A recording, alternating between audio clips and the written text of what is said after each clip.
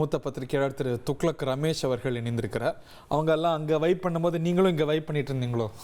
இல்லை, அதாவது இது மாதிரியான கூட்டங்கள், இதை விட அதிக கூட்டங்களை எல்லாம் என்னுடைய நீண்ட பத்திரிகையாளர் என்கிற வகை பயணத்தில் நான் பார்த்திருக்கிறேன்.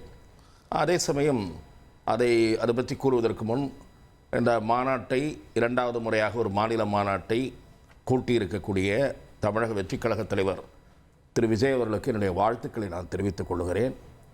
தமிழகத்திலே மிகப்பெரிய அளவுக்கு ஒரு எதிர்பார்ப்பை தமிழக வெற்றிக் கழகம், குறிப்பாக திரு விஜய் அவர்கள் தோற்றுவித்திருக்கிறார் என்பதை மறுக்க இயலாது.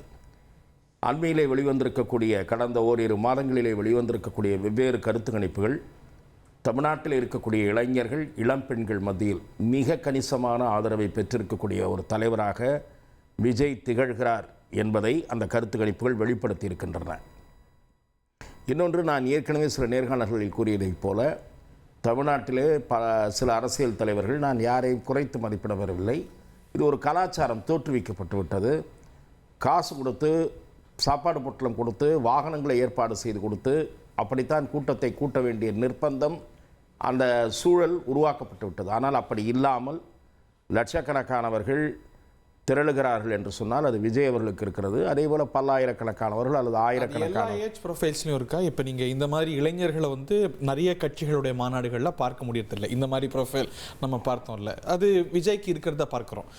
அக்ராஸ் த ஏஜ் ப்ரொஃபைல்ஸ் இருக்குன்னு நினைக்கிறீங்களா? இல்லை, அதுதான் நாம் பொறுத்திருந்து பார்க்க வேண்டும். எனக்கு கிடைக்கிற சில தகவல்கள், நகர்ப்புறங்களிலே மிக பெருவாரியான ஆதரவு இருக்கிறது. சில பகுதிகளிலே, குறிப்பாக வட மாவட்டங்களிலே, கிராமப்புறங்களிலே அவர் இன்னும் சென்றடையவில்லை என்று சொல்லுகிறார்கள். இது போன்ற ஒரு எழுச்சியை நான் புரட்சித் தலைவர் எம்ஜிஆர் அவர்களுடைய அரசியல் பயணங்களில் கூட பயணித்தவன் என்ற முறையில் பார்த்திருக்கிறேன். செல்வி ஜெயலலிதா அவர்களுடைய ஆரம்பகால சுற்றுப்பயணங்களில் இம்மாதிரியான எழுச்சி இருந்திருக்கிறது. ஆனால் ஒரு மாநாட்டன்று காலையிலேயே பெருமளவில் பல்லாயிரக்கணக்கானவர்கள், கிட்டத்தட்ட 1,00,000 பேர் இன்னும் வந்திருக்குமா என்று தெரியவில்லை, பார்க்கும்போது தொலைக்காட்சி வாயிலாக பல்லாயிரக்கணக்கானவர்கள் திரண்டு வந்திருக்கிறார்கள், வந்து கொண்டிருக்கிறார்கள்.